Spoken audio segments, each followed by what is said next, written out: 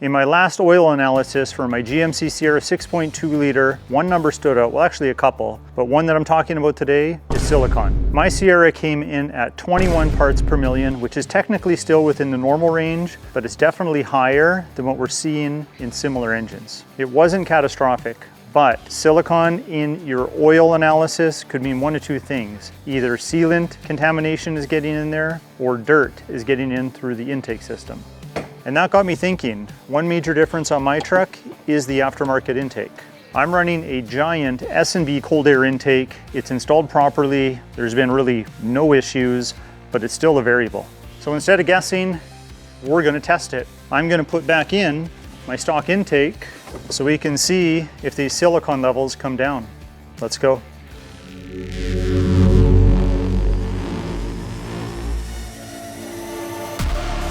Before we pull this inside and do the intake swap, let's start it one last time with the S&B cold air intake and my Borla S-Type exhaust so we can compare the audio notes from now until later.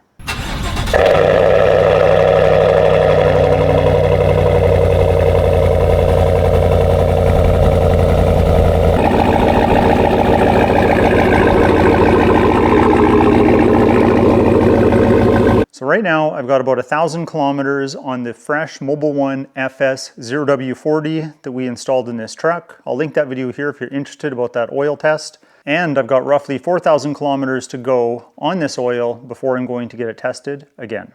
So I realize this isn't completely scientific because I've already used 20% of the life of this oil with the S&B intake, but with the other 80% still available to burn through, I think that making this change to the other intake does give us a good testing window. And I think that because I'm the same driver, it's the same truck, the same engine, similar driving habits. Yes, it's a little warmer out now, but it's also more dusty. I think it'll be quite interesting what we find. So if we notice a drop in the silicon number, then we know that the intake is at least contributing to the problem. But if we don't notice a change, then it has to be something else.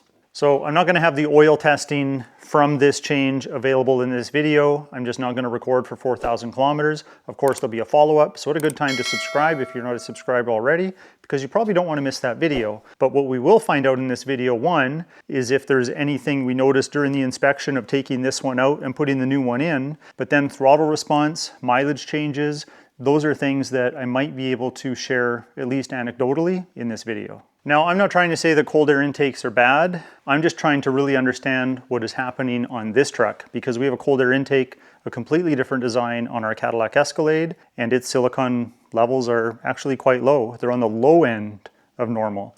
Mine are on the higher end of the normal range. So let's just try to find out what's happening. Now, the reason we're disconnecting the battery is because we need the computer to relearn the new airflow parameters because we're going to relocate the MAF sensor back to stock. Right now it's got a piggyback and it's lengthened in a different spot because we don't want to throw check engine lights. If you remember from this install, we also had to disable the air filter monitor that the truck has built in because if you don't do that, it can throw a check engine light and it can only be cleared by the dealer. So we're going to disconnect the battery. It has to stay disconnected for at least, say, 2 hours plus, and then we'll put everything back to stock, and then we'll hook up the battery, and we could even turn our air filter monitor back on in the truck, and it should work okay. There's so much stuff in here, I have to block my battery off with a rag. There. First up, the latch and the shroud. 2 Torx screws, a handful of clips, and just like that, we're in. Man, this thing is dusty. It needs a good cleaning. And speaking of cleaning, today's video is sponsored by Wolfbox. If you're like me and you're doing work, things can get messy fast. That brings me to the Wolfbox Super Power Turbofan MegaFlow 200. Dust, debris, plastic shavings, stuff you don't want sitting around in tight areas. The MF200 air duster basically is a reusable alternative to those disposable air cans, but this actually has some power behind it. This thing's got a removable battery, so you can just swap it and keep going. Up to 210 mile/hour airflow, it actually moves debris, not just dust. 3 speed settings, light dust all the way to heavier cleanup, USB-C charging, about 2.5 hours to full, super lightweight, easy to handle, comes with multiple nozzles and brushes for different jobs, and you're not constantly buying those disposable air cans. They also claim up to 100 minutes on low, which is solid for something this compact, and it even stands up on its own base. I've been using this for household jobs as well, cleaning out my PC, keyboards, anywhere dust builds up. Way more consistent than those canned air sprays. For me, the two places this sees the most action is in my wife's she shed and when I'm doing automotive work. Blowing out connectors, cleaning out tight spaces, or just cleaning up after projects. If you'd like to check out one for yourself, I'll leave a link in the video description below. You can even use my discount code. And big shout out to Wolfbox for sponsoring today's video. Now let's go and get this cleaned up. All right, let's see if I remember how to do this. Quick disconnect of the mass airflow sensor, super simple. Loosen up the clamps on both ends of the intake pipe. This is what's really holding everything together. Breather hose comes off first, press the clip, slides right off. And then the intake tube itself is out of the way. And now for the giant cone filter, and yes, every time it never surprises me just how much junk this thing actually catches. Disconnect the remaining harnesses and plugs from the airbox, nothing complicated here. Pop this clip from the forced air tube so we can pull it outward. This frees up the airbox. Removing the viewing window, this gives us access to a hidden 10mm retaining nut. Well, it looks like it was pretty much ready to be replaced anyway.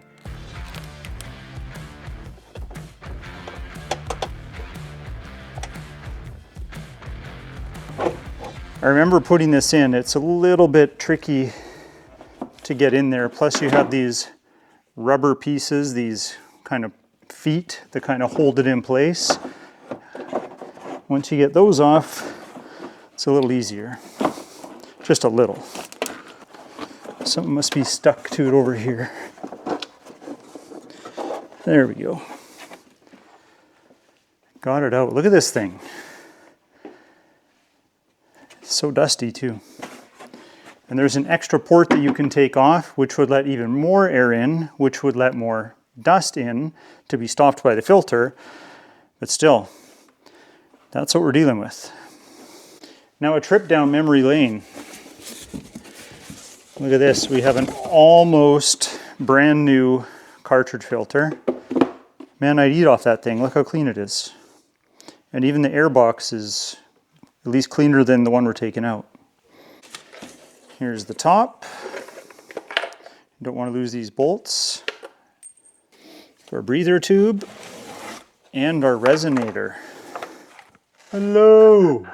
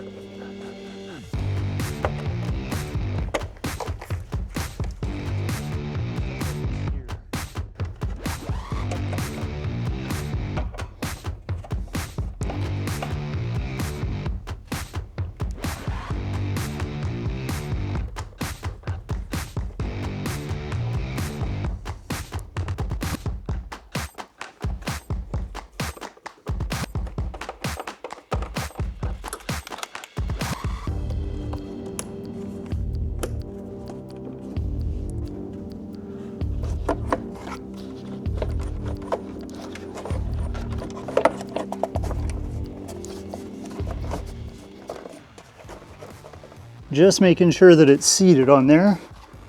Last thing we want is an air leak. But they don't make it easy. I was a lot younger when I took this off. It's a 7mm, in case anyone's wondering.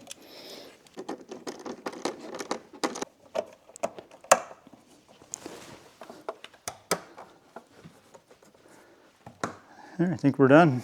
So it's been 3.5 hours later. We're going to reconnect the battery, but not because it took us that long to swap them out. That took us like 30 minutes. It's because we just made a secondary video. It's going to be a video that I launch at some point in the near future where I upgrade my daughter, who's behind the camera. I upgrade my daughter's stereo system in her Fiat 500 because the Blue and Me Bluetooth system was defective and they're almost not worth repairing. So we did a nice little upgrade for her in there. This is probably the best lighting we've ever had on a project. First, we got to get this one out. So this is all she has right now. So if you want to check out that video, it's coming out in the near future. But let's connect this battery. Let's start the truck, take it outside, and then we'll wrap this video up. Okay, we have light. That means we have our ground. Okay, so I'm going to start it up. I don't know if it's going to be like a real cold start or not. When we did that first footage before, my truck had been moved about an hour before we started it up to film that segment. So it really wasn't very much of a cold start either. And we're in here, so it's probably not much of a cold start. So we'll see. I don't think it will be that dramatic, but maybe it will be. You kind of never know. You ever have that where you start your vehicle and sometimes it's way louder than you expected? That could be today or the exact opposite.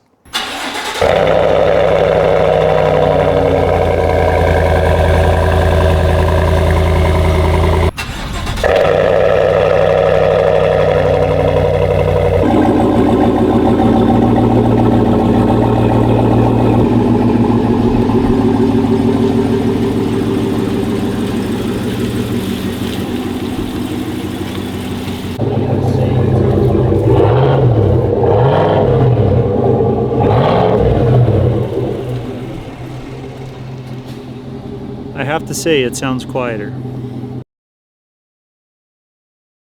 All right, it's been several days later and everything is running fine. And I'm talking to you from within the garage and not outside with the truck because, well, where I live, this is the weather we're dealing with. I don't know if you can see that, but we have a blizzard warning right now and we have snow coming for the next 2-3 days. Lucky me. Sorry, now that that's off my chest, everything's running smooth, no check engine lights, it's back to stock, it's running as it should. Now at this point, I do want to be very clear. This video was not about proving that the S&B intake was a problem. This is about setting up a proper test, so the only thing that we changed here was the intake. Same oil, same engine, same driving conditions, because here we really want to set up the control parameters for this test. I want this next engine oil analysis to mean something. So being a few days later, I now have about 3,800 kilometers to go, which should be enough to give us a solid sample for this exercise. Specifically, I'll be watching to see if that silicon number goes up, goes down, or stays the same. And it's really going to tell us whether the air intake was a factor at all, because oil analysis is about trends.